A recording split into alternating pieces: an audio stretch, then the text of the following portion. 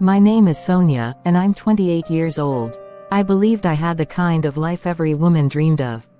I was married to a handsome man named Dave, and I had a best friend named Zoe who had been by my side since childhood. We did everything together, primary school, secondary school, and even shared a room during our university days. So, when I got married to Dave, it felt only right that Zoe would be like a sister in my new home. Dave was charming and always full of smiles. He would sometimes help in the kitchen, take me on weekend outings, and randomly bring me flowers. Whenever I posted him on Facebook, girls would comment, "God when?" I always smiled and replied, "God did." Zoe was always around too. She would come over to cook with me, gist with me, and even help whenever I was tired. If I had a small fight with Dave, she would say, "Don't worry, he's just stressed. You two are perfect together." I trusted her more than anyone. She even had her own drawer in our house, where she kept clothes, in case she slept over. I loved her like blood. But after a while, something didn't feel right. Dave started changing. At first, it was subtle. He began locking his phone with a new password. He would receive calls and walk out of the room to answer them. Sometimes, he would claim he had a work meeting but return late at night without smelling like work. Once, I called his office, and they said he didn't come in that day. When I asked him, he said they must have made a mistake. I believed him because, well, I loved him. Zoe also changed. She stopped sleeping over, and became more secretive. One day, I noticed she was wearing the perfume Dave bought me for Christmas. I asked her about it and she laughed, saying, Sonia, am I not your sister? Can't we share perfume again?" I forced a smile, but deep down, my heart was whispering, something is wrong. The signs kept piling up. One evening, I was sick and couldn't go to the market. Dave offered to go, so I gave him a short list. 30 minutes later, Zoe called me and said she was just passing by the market. I told her Dave had just gone there. She paused and said, "Oh really? I didn't see him." But I could hear background noise, like she was also there. That day, I began connecting the dots, but I had no proof. A week later, another strange thing happened. I saw Zoe's WhatsApp status. She had posted a plate of food that looked exactly like what I cooked at home the night before. Same plate, same spoon, same style. I asked her jokingly, "You've started copying my plating style." She laughed it off, but my mind whispered louder, "Sonia, shine your eyes." Then came the final straw. One Saturday morning, Dave told me he was traveling to Lagos for a company seminar. He packed a small bag and left after breakfast. That evening, I cooked some spaghetti and decided to surprise Zoe. I hadn't seen her in a while, and I thought maybe we could talk. I didn't call her. I wanted it to be a sweet surprise. I got to her house around 7:30 p.m. It was getting dark. I knocked. No answer. I called her name softly. Still silence. Something told me to check the door. I pushed gently, and it opened. What I saw inside will never leave my memory. Dave, my husband, and Zoe, my best friend, were sitting on the sofa, both half naked. Zoe wore only a short towel, and Dave had no shirt on. They were laughing and watching a movie. I stood there, frozen, still holding the food flask. They didn't notice me immediately. But when I dropped the flask, it made a loud sound.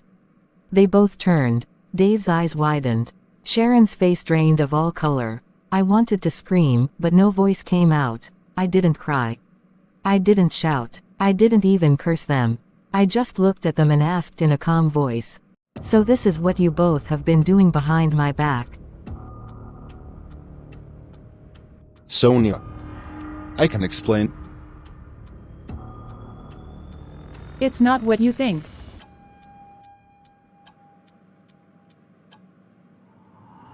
I turned away. I walked out slowly. My legs were shaking, but I didn't fall. I walked into the night, heartbroken, betrayed, and shattered. But when I got home and closed my door, I whispered to myself, "You will not fight like a fool. You will fight smart. You will win, Sonia. You will win.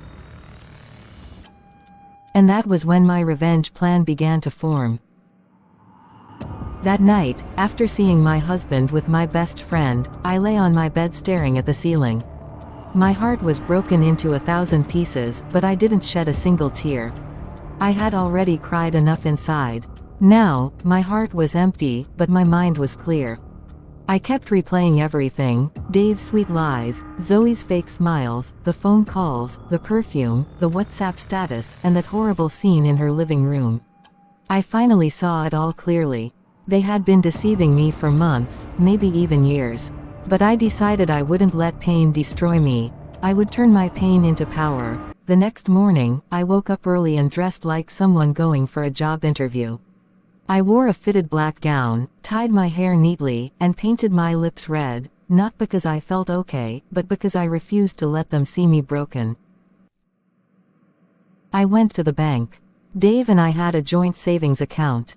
I was the one who mostly contributed to it because he kept telling me he was investing in some real estate plans. That morning, I transferred all the money into my private account. It was legally mine. The bank manager recognized me, and didn't ask many questions. Next, I went back home, the house Dave and I shared. I started packing. I took my clothes, documents, certificates, laptop, jewelry, and most importantly, the spare car key. The car was in my name. I bought it during the early days of our marriage, and I had always let Dave drive it. Not anymore. I cleaned the house one last time. I didn't break anything. I didn't write insults on the wall. I just left a note on the bed. You broke my heart. You broke our home. But you will never break me, Sonia. That evening, I blocked Dave and Zoe on all my social media accounts, and also changed my phone number. But that wasn't all. I needed the world to know what they did, not because I wanted pity, but because people needed to see the truth behind all those couple goals photos Dave and I had posted. So, I gathered my evidence, screenshots of their chats. Yes, I had found some on Dave's old phone months ago, but didn't take them seriously. Voice notes Zoe sent to someone else, bragging about how Dave makes her feel like a woman. And pictures of them from the scene I walked into. Yes, I snapped one when they weren't looking. I needed proof. I contacted a popular Facebook relationship blogger known for sharing real-life stories. I sent everything. She read it, called me, and said, Sonia, this is deep. Are you sure you want the world to know? Yes, post it. I want the world to see that not every smile is real. 2 days later, she posted it with the title, Wife Catches Husband Cheating with Her Best Friend, You Won't Believe What She Did Next. It went viral within hours. People flooded the comment section, men are wicked. This is why I don't trust best friends. Sonia is a queen. The way she handled it. Class. Some even recognized Dave and Zoe from my old Facebook posts and started tagging them. Their pages were filled with insults. People dug into their old posts and called them disgraceful snakes. I later heard from a mutual friend that Dave lost his job. His company saw the post and said it was bad image for their brand. He also had a car loan he couldn't finish paying, so he had to return the car. And Zoe, she became a ghost online.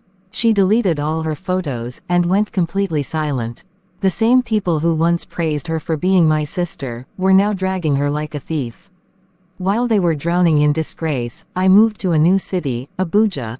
I started working with a fashion designer I met on Instagram. She paid well and encouraged me to start my own brand. I also enrolled in a makeup school, something I had always wanted to do, but paused because Dave didn't like women who painted their face too much. 3 months later, I launched my own business page, Sonia Glams and Touch. I started small, doing makeup for birthdays, bridal showers, and pre-wedding shoots. But the love was massive. People started recognizing me from the viral story and began supporting my hustle. One bright Saturday, I bought a new car with my savings. Nothing too flashy, just a simple white Corolla. I parked it in front of my new house and took a selfie. My skin was glowing, my lips were red, and my smile was wide. I posted it with this caption, "He broke me. She betrayed me. But look at me now, shining without them. God didn't fail me.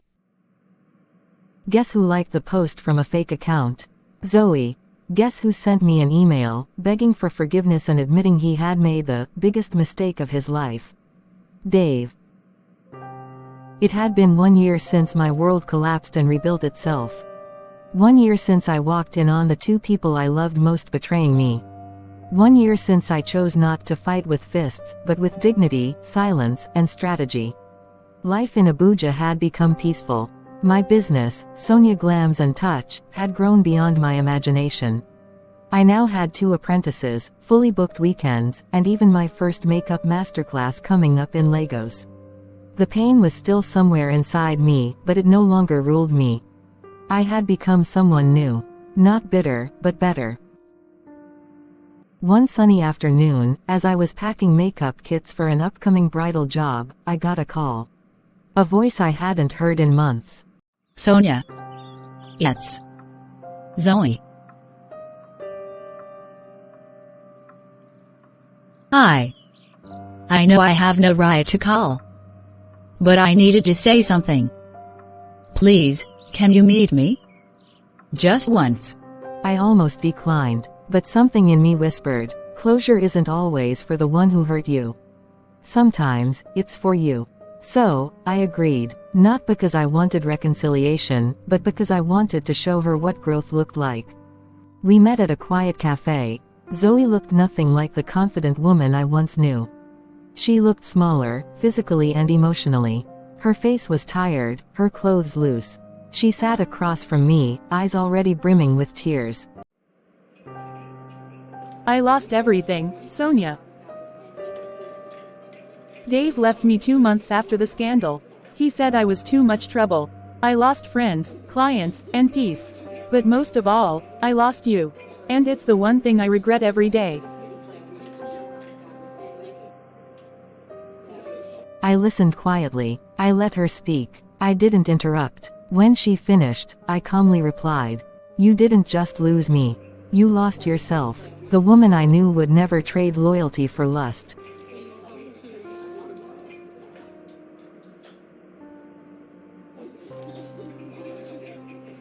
I forgive you, not because you deserve it, but because I deserve peace.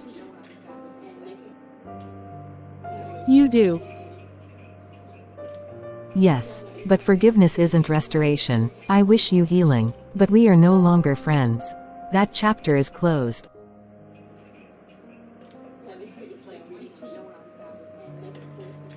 Sometimes, the people closest to you will break you. But how you rebuild is your true story. Betrayal may bend you, but it doesn't have to bury you. I walked away from that cafe taller than I came. Not because I won, but because I healed. Weeks later, I gave a TEDx talk titled, "Beautiful After the Break." I shared my story not to shame anyone, but to inspire women who thought their life was over after heartbreak. The crowd gave me a standing ovation. And one line from that talk went viral: revenge isn't always fire and fury. Sometimes, it's a woman who chooses to rise, glow, and grow while the world watches.